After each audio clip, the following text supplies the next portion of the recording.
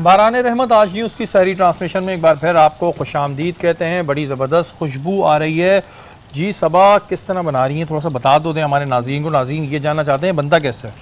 Alright, सो हमारे पास different vegetables थे इधर, तो मैं नॉर्मली वेजिटेबल्स को उनके ब्रेकिंग डाउन उससे यूज़ करती हूँ। जैसे प्याज को पकने में ज़्यादा टाइम लगता है, तो सबसे पहले प्याज, ठीक है, फिर टमाटर। शिमला को ज़्यादा नहीं पकाना है, थोड़ा सा क्रंच फिर भी पीछे छोड़ देना है। तो शिमला और मशरूम्स को तो बहुत कम सॉटे करना होता है। सो बेसिकली इस तरतीब में सारे वेजिटेबल्स सॉटे होके और फिर ये साइड पे कर दूंगी। इसमें से जो मिक्स्ड वेजिटेबल की बेस है वो अलग कर लूँगी और जो चीज़ ऑमलेट की बेस है वो अलग हो जाएगी, और फिर ये दो सेपरेट सिचुएशंस में बन जाएंगे। अच्छा जी, ड्रिंक कौन सा बना रही हैं आप, ये बताएं। ऑलराइट, सो ये है जैसे शिकंजबीन होता है ना, सिर्फ लीमू पानी, बिल्कुल, राइट। सो ये थोड़ा सा अपग्रेडेड शिकंजबीन है, और दिस इज़ फेनल सीड का शरबत, सौंफ का शरबत विद लीमू इन इट। सो या इट्स वेरी रिफ्रेशिंग। और तो इसके इंग्रेडिएंट्स क्या है, बनता किस तरह है ये? सो बेसिकली इसको कुछ इस तरह बनाया है कि सौंफ को भिगा के थोड़ी देर पहले पानी में, और इलायची को भी, दोनों को साथ ही भिगा दें थोड़ी देर, और उसके बाद उसको ग्राइंड कर लें। उसको ग्राइंड करने के बाद उसको जो है कुक डाउन कर लें शुगर ऐड करके, और फिर दैट्स अबाउट इट। उसके बाद आप उसके अंदर लेमन जूस और पानी ऐड कर लें, जिस तरह की आपको फ्लेवरिंग अच्छी लगती है। कुछ लोगों को लेमन ज़्यादा अच्छा लगता है तो वो तेज़ कर सकते हैं, कुछ लोगों को नहीं अच्छा लगता है तो वो कम रख सकते हैं। गला ख़राब होने का चांस तो नहीं है इसमें? बिल्कुल भी नहीं, पक्की बात है। चलें जी, गला ख़राब होने का चांस नहीं है। और हर लम्हा हर बार मरहबा गुलबहार, और फलों फूलों और जो दीगर जड़ी बूटियाँ हैं उनके अरखियात से तैयार करता है, ज़रूर आप उसको इस्तेमाल किया कीजिए। और ब्रेक से पहले एक सवाल जहन में आया था जो अब हम भाभी से करेंगे। भाभी, जैसे कि फारूक भाई की जब शादी नहीं हुई थी तब ये मेयर कराची होगा था, तो ये एक बड़ा होता है कि बैचलर भी और फिर मेयर कराची भी। तो जब रिश्ता आया तो आप लोगों को हुआ फील मेयर कराची का रिश्ता आया? हम लोग को इतना ज़्यादा नहीं हुआ, लेकिन हमारे जो फैमिली के कुछ लोग थे उनको ज़्यादा हुआ था, क्योंकि जैसे कि मेरे ताया अब्बू थे, उन्हीं की रजामंदी से ही शादी हुई थी। प्राउड फील हुआ मेयर कराची? जी। बाद में जब लोगों ने कहा तो उसके बाद ज़्यादा प्राउड फील हुआ। पहले इतना ज़्यादा नहीं हो रहा था, लेकिन अच्छा, तो मतलब ये आप लोगों की अरेंज मैरिज? इसलिए नहीं हो रहा था कि मैं अगर पीछे पड़ा था और ये गायब हो गई थी मंजरनामे से, तो ऐसा भी हुआ था फारूक? जी। ये क्या थोड़ा सा बताइए कि नहीं हुआ क्या था? ये चलें आप बताएं। हुआ ये था कि ये एसएमसी में थे, वहाँ मेरे नाना प्रिंसिपल होते थे। अच्छा। तो वो अम्मी को उन्होंने बुलाया था किसी डॉक्टर से चेकअप वेकअप कर, उनके गॉल स्टोन्स हो गए थे अम्मी के ना। तो हम गए, मैं अम्मी को लेके गई थी, मैंने कॉलेज की ऑफ ली, मैं अम्मी को लेके गई मिलवाने के लिए। तो हम एंटर ही हुए थे एसएम जिना हॉस्पिटल में जब ये थे, तो वहाँ पे ये टकरा गए थे मुझसे ना, ये मिले। तो मैंने इनसे एक्सक्यूज़ करके कहा कि अननोन पर्सन थे, मैंने इनसे कहा कि उनका रूम ज़रा बता दें, हम उनसे मिलने आए। तो इनका नहीं, मैं साथ लेके चलता हूँ आपको ना। तो इन्होंने प्रिंसिपल को कोई मिलने आया, मदद भी करना चाहिए, और मैं मतलब ऐसी अब इनके दिल में क्या चल रहा था वो मैं उस वक्त समझ नहीं पाई थी क्या चल रहा था।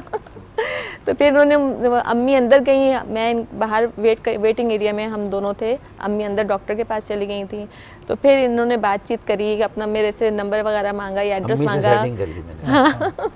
वो होता है तबीयत पूछने आना, कोई प्रॉब्लम ना हो। जी, यही सब कुछ हुआ था। तो जो भी फारूक को बताते थे 3 साल गायब वाली सिचुएशन थी, वो क्या थी? वो थी कि मिले थे, उसके बाद ये भी अननोन थे, मैं इनके लिए अननोन थी उस वक्त। गलत पता बता दिया। तो इन्होंने एड्रेस मांगा था, मैंने रॉन्ग एड्रेस दिया। मैंने कहा ये क्यों मांग रहे मुझजसे एड्रेस, मुझे बहुत ऑकवर्ड फील हुआ ना। मैंने फिर उनको बिल्कुल कोई जहन में था नहीं। आपको पता था कि ये मेयर कराची बन जाएंगे? नहीं, नॉट एट ऑल, बिल्कुल भी नहीं, ऐसा बिल्कुल भी नहीं। फारूक भाई कभी पता नहीं होता कितना गोल्डन चांस बंदा मिस कर रहा है।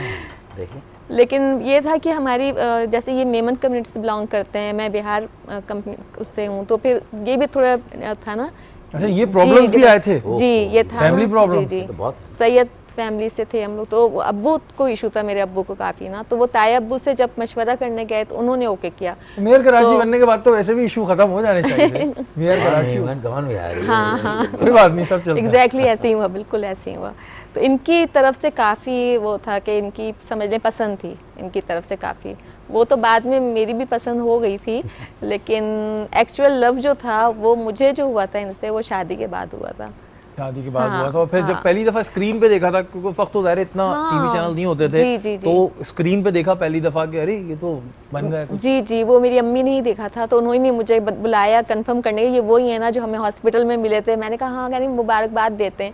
उस पर भी मैंने कहा कि अच्छा नहीं लगेगा, हम क्या बोलेंगे, हम 3 साल पहले मिले थे, आपने पहचाना, आपको बहुत मुबारक हो। लेकिन उन्होंने पहचान लिया था मुझे, जैसे ही मैंने बिल्कुल, हेलो किया फारूक था। भाई ने तो पहचाना ना। मैंने कहा आपने पहचाना, कह रहे हाँ आप क्या बोल रही हो, पहचान लिया था इन्होंने। वैसे फारूक भाई की माशाल्लाह यादाश्त वैसे भी एक्सीलेंट मेमोरी, हाँ, अल्लाह का शुक्र है, तेज है। और ये एक बड़ी ऐसी मेमोरीज होती हैं, ज़ाहिर है God gifted, आपका हाँ। जब टाइम गुजर जी। जाता है तो आपको याद आती है। और चीज़ें। फिर एक तरीके से आपको ये भी होता है कि यार वो भी एक टाइम था, हाँ। जैसे कि मेयर कराची बनना, उसके बाद फिर जी। एक लाइफ का। फारूक भाई, आपकी लाइफ में बड़े एक्सपीरियंसेस रहे। आज जैसे हम बात भी कर रहे थे मायूसी के हवाले से, ज़िंदगी में इंसान को कभी ना कभी मायूसी हो जाती है। तो जब आप मायूस होते हैं उस वक्त क्या आपका वो होता है, किस तरह दोबारा वापस आते हैं? क्योंकि मायूसी हर इंसान को होती है, लेकिन मायूस होना भी गलत है। मायूस होना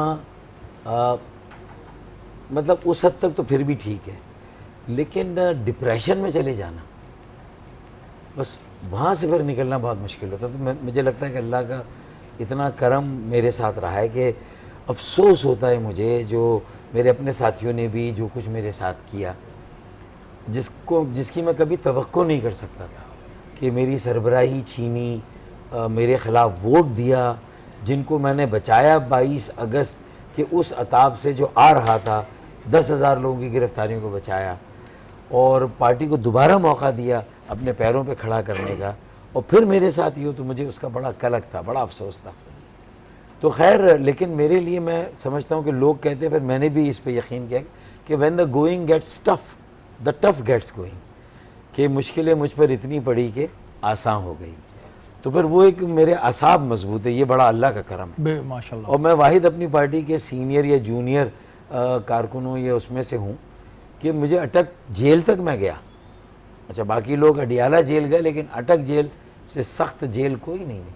और उसका जिंदान खाना, जहाँ औरंगज़ेब आलमगीर ने शाहजहाँ को 7 साल बंद किया था, और वो वहीं अपनी आँखों की बीनाई उसने खो दी थी। 4 बाई 6 फुट का सेल है, कहीं से सूरज की रोशनी नहीं आ रही और रोशनदान नज़र नहीं आ रहा, लेकिन हवा आती थी। अटक का किला, और उसमें फरवरी के महीने में कराची के किसी भी शख्स को आप ले जाएं और उस यख बस्ता सर्दी में डाल दें, तो 6 कंबल नीचे और 6 कंबल ऊपर हो, लेकिन सर्दी ना जाए। बिल्कुल। और फिर आपके पास लिखने पढ़ने के लिए नहीं, कुरान मजीद भी आपको 3 दिन के बाद दिया जाए, और आपको निकाला सिर्फ नेचुरल कॉल्स के लिए बाहर आप जाते थे, एक अंधेरी सी राहदारी थी, और ग्रिल भी नहीं, 3 तरफ तो दीवारें, सामने लोहे की चादर, दरवाज़ा, तो नीचे से नाश्ता और खाना दिया जाता था, ये हाल था। और लिखने पढ़ने के लिए कुछ नहीं, तो फिर आप 3 दिन कैसे गुजारेंगे? 5वें दिन मुझे निकाला था 40 मिनट की वॉक के लिए, 5वें-6 दिन, और वहाँ कोई मैं तकरीबन मेरे ख्याल में 1 महीना रहा था वहाँ पर। फारूक भाई, ज़ाहिर है आप लोग जैसे डॉक्टर थे, और कभी कोई ऐसा खुदा ना खास्ता आप लोगों को क्रिमिनल बैकग्राउंड नहीं रहा कि जेल आना जाना रहा हो, जब पहली दफ़ा जेल गए, क्योंकि मैंने जेलों पे बड़ा काम किया, तो अक्सर मैंने लोगों के मुंह से सुना है, जबकि वो चाहे एक्चुअल क्रिमिनल भी होते हैं, कि जो जेल की पहली रात होती है वो गुजारना बड़ा मसला होता है। तो वो थोड़ा सा एक्सपीरियंस शेयर करें कि एक पढ़ा लिखा डॉक्टर और उसके बाद अचानक जेल का चेहरा देखना पड़ गया हो, वो टाइम कैसा था? देखिए, मेंटली तो प्रिपेयर थे ना, क्योंकि इससे पहले ये तो सख्त जेल तो मुशर्रफ के ज़माने में आई, जब एक नैब का केस उन्होंने खींच तान के ये दिखाने के लिए कि सबके साथ बराबर सलूक हो रहा है। कोई MQM वाले मुशर्रफ साहब अगर कराची से, तो इसका मतलब नहीं कि वो MQM को बख्श देंगे, तो वो जनरल अमजद ने सबको ही एक ही लकड़ी से हाँकना शुरू कर दी। तो ये जेल ज़्यादा सख्त थी। उससे पहले बाकी जेल तो गुजार चुके थे।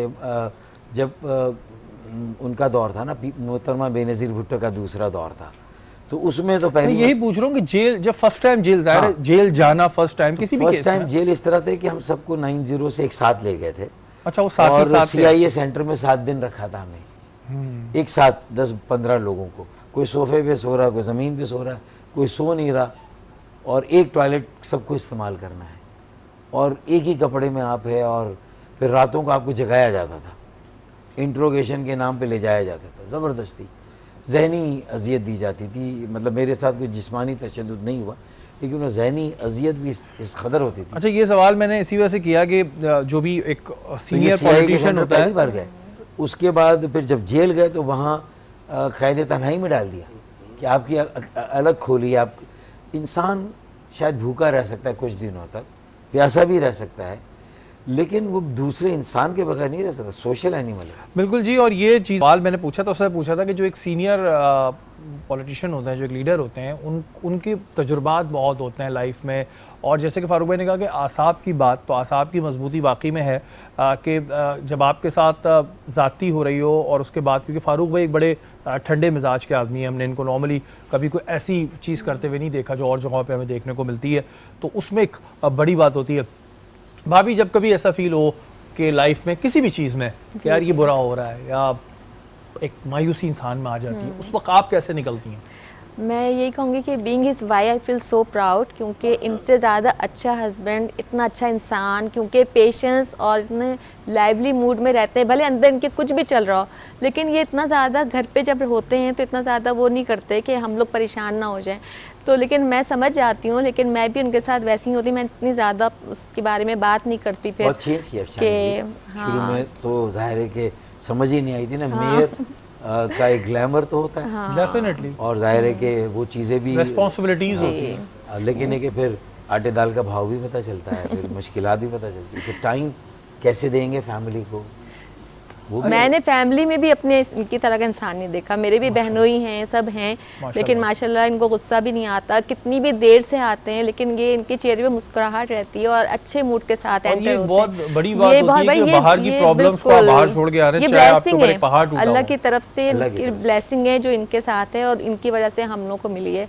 और being a father, loving father माशाल्लाह, बच्चों के साथ 2 बेटियां हैं हमारी माशाल्लाह, जो यहाँ नहीं यूएस में, लेकिन उनके साथ भी फ्रेंडली हैं माशाल्लाह। अपनी अम्मी के साथ, अम्मी को भी हंसाते रहते हैं, तो जब हमारे साथ होते हैं हमारा अच्छा क्वालिटी टाइम होता है हम लोगों का माशाल्लाह। और ये बहुत अच्छी बात होती है, क्योंकि जाहिर है बाहर इंसान के ऊपर डिफरेंट प्रॉब्लम्स होती हैं हर मर्द पे, औरतों भी जो बेचारी काम बाहर करती हैं उनमें प्रॉब्लम्स होती हैं, लेकिन घर में आके अपने आप को एक लेवल रखना और फिर दूसरे को उसका टाइम हंसी खुशी देना, बेस्ट क्वालिटी है। मैं आपको ये यही एक बड़ी कहूँगी कि बात बहुत बड़ी बात है। शुरू में मुश्किलात थी, शुरू में लेकिन वक्त के साथ चीज़ें बहुत बेहतर हो गई। अफशा के लिए एडजस्ट करना बहुत मुश्किल था। डेफिनेटली ज़ाहिर है उस वक्त फारूक भाई समझ भी नहीं आता, जी जी, इंसान देखता छोटी है भी थी ना उस टाइम पे, बहुत समझ नहीं आती थी। ये अब समझ में बात की आ छोटी गई। भी थी ना, इस वजह से शायद हो जाता। अभी कौन सी बड़ी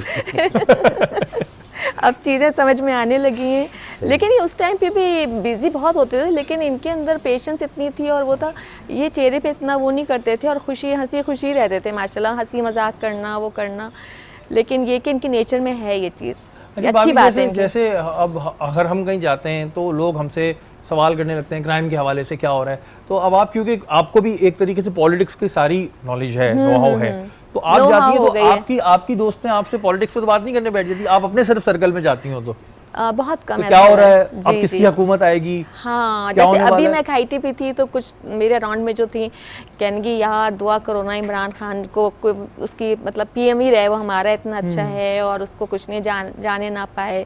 मैंने कहा हाँ अगर वो अच्छा है, फारूक से मैं कह दूंगी वो बंदोबस्त कर दे, बंदोबस्त कुछ ना कुछ हो जाएगा। अच्छा, ये बड़ा होता है वैसे फारूक भाई कि लोग अगर एक बंदा उस फील्ड से है तो वो बैठेंगे तो वो ऐसी बातें शुरू कर देंगे। हाँ, होता है नॉर्मली उनके पास कोई और टॉपिक, चाहे वो किसी भी इवेंट में गया वो हुकूमत किसकी आने वाली है, अब क्या होगा, भाई हमें थोड़ी पता है क्या होने वाला है। सॉरी फॉर इंटरप्टिंग, यहाँ पे मैं कहूँगी बहुत सी जो मेरे जो फ्रेंड सर्कल्स में से काफ़ी लोग जो इमरान खान को फेवर करते हैं, वो कहते हैं फारूक भाई से कहो ना पीटीआई ज्वाइन कर लें, वो पीटीआई ज्वाइन क्यों नहीं करते, उनसे कहो इमरान खान को इस वक्त ऐसे लोगों की ज़रूरत है जैसे फारूक हैं, इस तरह के लोगों की ज़रूरत है, तो इनको चाहिए पीटीआई ज्वाइन करें। इनकी पार्टी ने तो इनके साथ बहुत डिसऑनेस्टी करी, सब किया, अब इनको वो भी देखना चाहिए, पीटीआई ज्वाइन करके भी देखना चाहिए या उसको सपोर्ट करें, वो करें। तो इस तरह से होती रहती हैं बातें, चलती है। मैं इनको बताती हूँ आके कि इस तरह ये एक टफ टाइम पीटीआई पे आएगा तो पीटीआई के सरबराह किस तरह रिस्पांस देंगे, वो उस मुश्किल का कैसे सामना करेंगे। तो मेरे दरवाजे खुले हुए हैं, मैं उनकी शमूलियत का ऐलान कर सकता हूँ, मेरे साथ खड़े हुए। अच्छा फारूक भाई, ज़ाहिर ऑफर्स तो डिफरेंट पार्टी से आई होंगी आपको, तो कभी आई पीटीआई से ऑफर आई कभी? सबसे ज़्यादा पीएमएलएन से आई। अच्छा, जब मैं एक अलग ग्रुप बना के बैठ गया एमक्यूएम का, तो पीएमएलएन के से बहुत अच्छी ऑफ़र आई, बड़ी सीनियर पोजीशन के लिए भी आई, उनके बड़े सीनियर लोगों ने मुझसे रब्ता रखा। फिर उसके बाद पीटीआई से भी आई और ये था कि भाई गवर्नर हाउस बैठते हैं, तय करें आए, आपकी ज़रूरत है हमें। और फिर उसके बाद पीपल्स पार्टी की तरफ से भी थी कि आप आएँ और मुराद अली शाह साहब मिलना चाहते।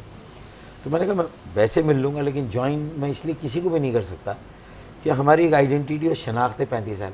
मैं इस वक्त किसी पार्टी को ज्वाइन करूँ, लेकिन मैं अपने लिए कोई पोजीशन लेना चाहता हूँ और अपनी ज़ात के लिए सियासत करना चाहता हूँ। मैं दूसरी पार्टी को समझाता हूँ कि मुझे लेने की बजाय मेरे साथ और जो मेरे साथी हैं उनके साथ एक पार्टनरशिप करें कि अच्छे और बुरे वक्त में हम साथ चलेंगे। हमारा एक कॉमन विजन है, वो एक कौमी एजेंडा, और उसमें हम तरजीहात तय कर लें और उसको हम साथ लेके चलें। तो मेरे ख्याल में इससे बेहतर तो ये बात शहबाज शरीफ साहब से मेरी मुलाकात हुई थी, तो उन्होंने ये बात की कि रज़ा हारून, इशरतुल इबाद और आप आ जाएं हमारे साथ। तो मैंने कहा देखिए हम तीनों को साथ रहने दें और हम आपके साथ एक पार्टनरशिप बनाए, वो आपको, क्योंकि हमारा वोट बैंक इतना ब्लाइंड भी नहीं है कि बस हम जहाँ जाएँ वो आ जाएगा, आधा आएगा आधा नहीं आएगा। बिल्कुल। तो हम उस पूरे वोट बैंक को ज़ाया क्यों करें। अच्छा फारूक भाई, जैसे मैंने बहुत से ऐसे पॉलिटिकल लीडर्स को देखा है कि पहले एक पार्टी में होते हैं, फिर दूसरी में, फिर तीसरी में। क्या इज्जत मिलती है जब आप अपनी पार्टी छोड़ के दूसरे में जाते हैं, या कहते हैं ना कभी कभी एक पत्थर पड़े पड़े ही जो होता है उसका वजन होता है वो होता है, या जाने से इज्जत मिल जाती है? जैसे बहुत सारे हैं हमारे, किसी का नाम नहीं लूँगा, कि पहले एक पार्टी दूसरी तीसरी, इज्जत होती है या कहते हैं एक ही जगह रहना चाहिए? देखिए अगर आप शेख रशीद साहब की मिसाल लें तो उन्होंने शुरू में पार्टियाँ बदली वक्त और हालात के साथ, लेकिन बाद में अपनी एक पार्टी बना ली और अपनी सलाहियतों पर भरोसा किया और एक सीट पर भी वज़ीर दाखिला बने रहे, वज़ीर रेलवे बने रहे, और एक अहम रुकन है इस वक्त पीटीआई के साथ। तो मेरे ख्याल में ये ज़्यादा बेहतर इक्वेशन थी उनके लिए कि अपनी पार्टी आप अपनी शनाख्त रख के वो मिले पीटीआई के साथ। तो मेरे ख्याल में अर्बन सिंध जो कराची का उसकी एक आइडेंटिटी है, उसकी इमीडिएट प्रॉब्लम जो रूरल सिंध से वडेरे आते हैं, पीपल्स पार्टी ख़ास तौर पे, उनका सलूक बदकिस्मती से किसी वक्त भी बहुत ज़्यादा अपनाइयत वाला नहीं रहा कि भाई किसी तरह अर्बन और रूरल सिंध को मिलाना और एक करना है। मेरे ख्याल में हमारी तरफ से कोशिशें कुछ हुई थी सिंसेरिटी के साथ, और शायद जरदारी साहब भी शुरू में सिंसियर नज़र आए थे जब हमने टोपियाँ एक दूसरे को पहनाई थी, अजरक हमने पहनाई थी, लेकिन मेरे ख्याल में उनके लोगों ने उन्हें उस वक्त वो करने नहीं दिया जो होना चाहिए था, मुझे लगा।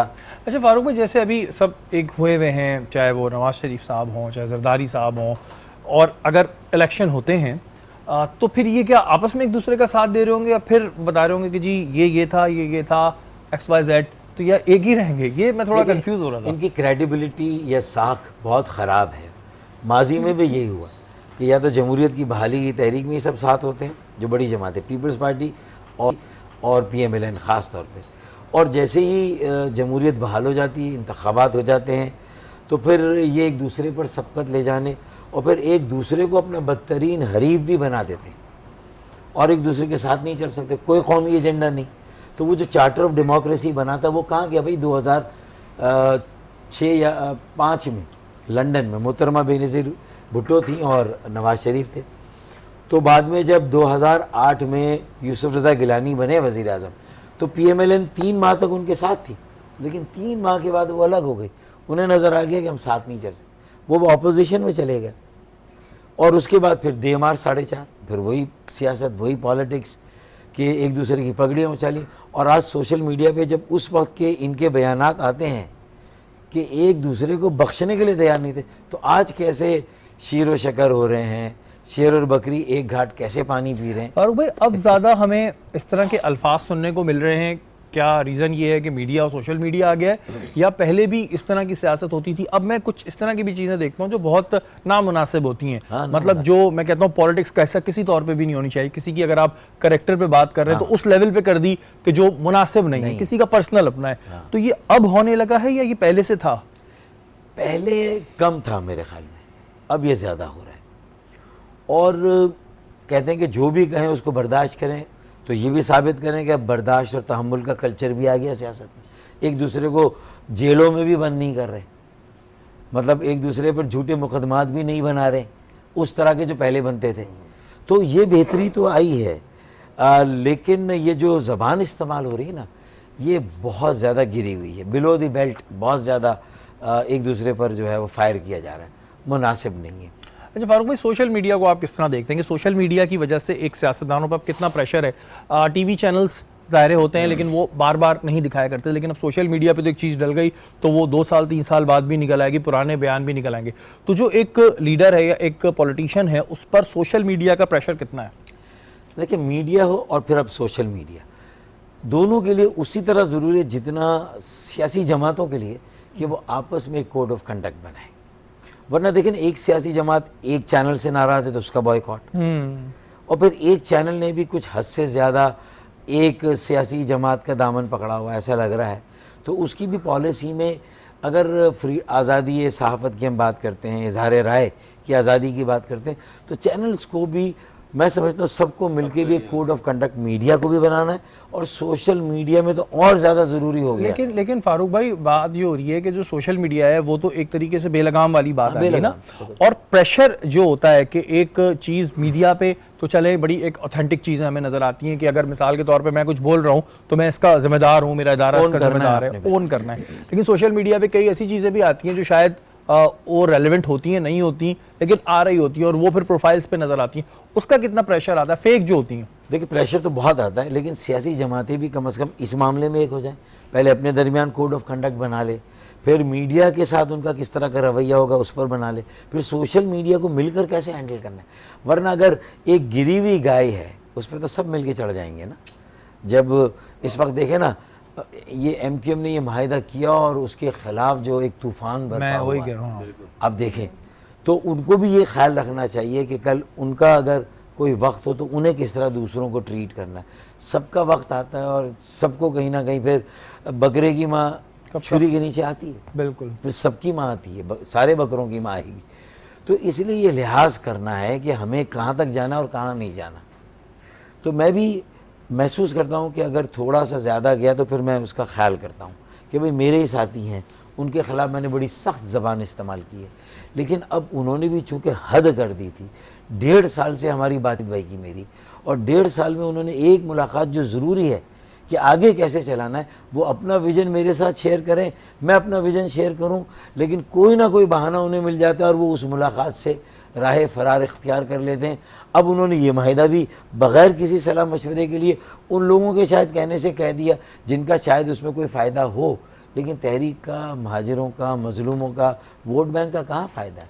तो इसलिए मैंने राशन पानी लेके मैंने भी चढ़ाई की इस मरतबा, लेकिन मेरे अल्फाज, मेरे लफ्ज़ों का इंतखाब उसमें कोई बदतहजीब ही नहीं थी। बिल्कुल ज़ाहिर है, एक जो सीनियर है और एक जिसको एक तजुर्बा है, वो बहुत देख के अल्फाजों को बाबू बादशाह कहा मैंने, इसके अलावा गुस्सा आना एक फितरी अमल है और इसमें कोई बुराई नहीं है। लेकिन जहाँ तक बात आती है फारूक भाई की, तो ज़ाहिर है हम इतने अरसे से इनको देख रहे हैं, एक अरसा हमने देखा है और जब पोजीशन पे थे तब भी देखा है, एक वही उनका तरीक़ेकार है, उसी तरह डील करते हैं और बिल्कुल हमें इनका फ़ायदा भी उठाना चाहिए।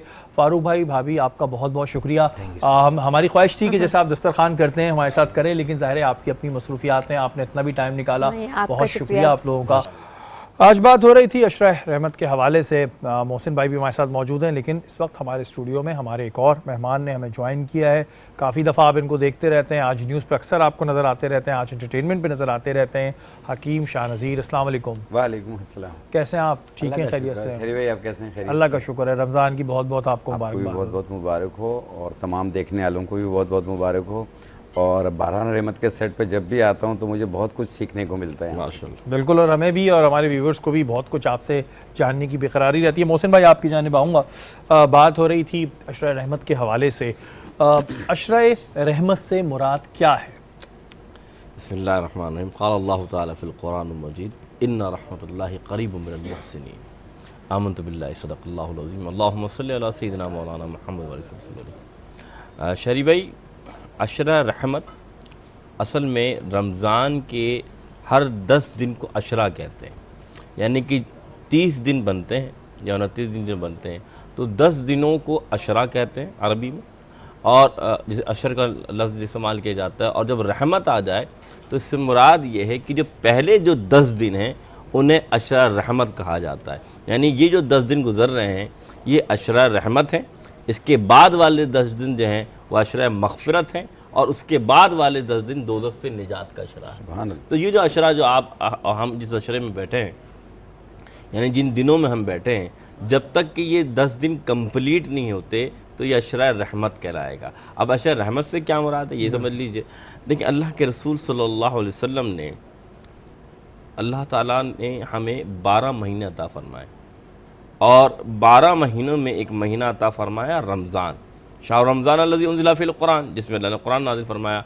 लेकिन रमज़ान के अंदर जो ख़ास पहले 10 दिन हैं उनमें रहमत क्या फरमाई, आप और मैं जब नमाज़ पढ़ते हैं, नफिल पढ़ते हैं तो नफिल का सवाब मिलता है, फ़र्ज़ पढ़ते हैं तो फ़र्ज़ का सवाब मिलता है, सुन्नत पढ़ते हैं तो सुन्नत का सवाब मिलता है।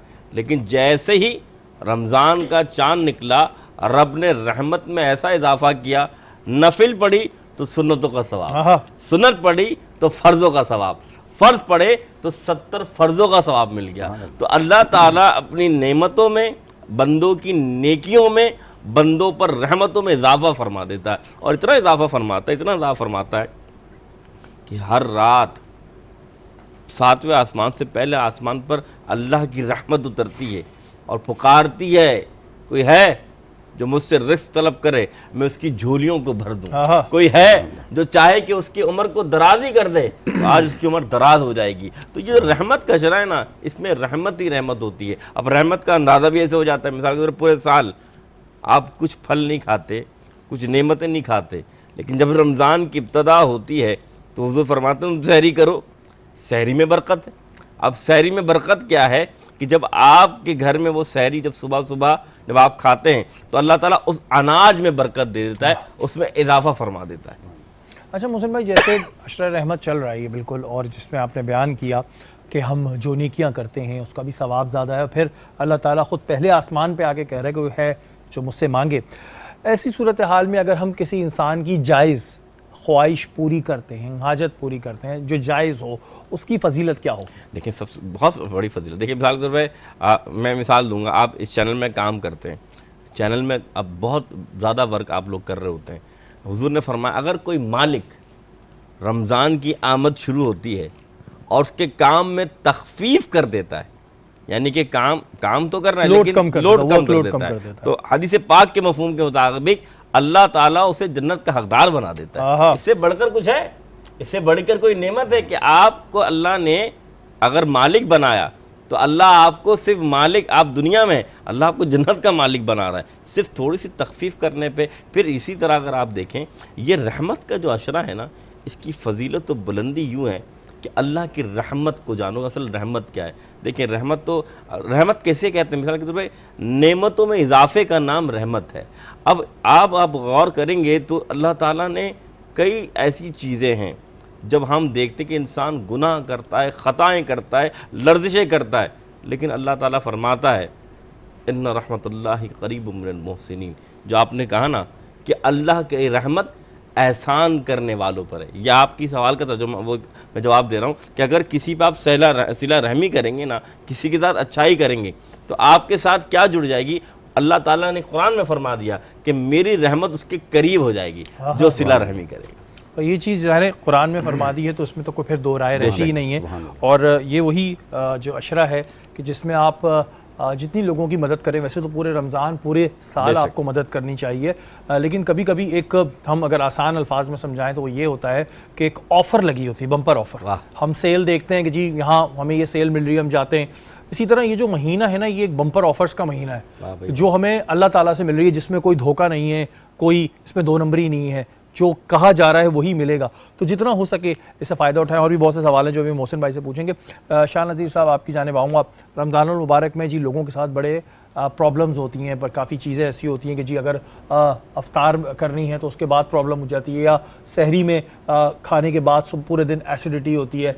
इनके ऊपर हम जानेंगे। मुझे अभी यहाँ से कॉल आई कि ऊपर वक्त हुआ है ब्रेक का, आपसे ब्रेक के बाद जानेंगे। यहाँ वक्त हुआ है ब्रेक का।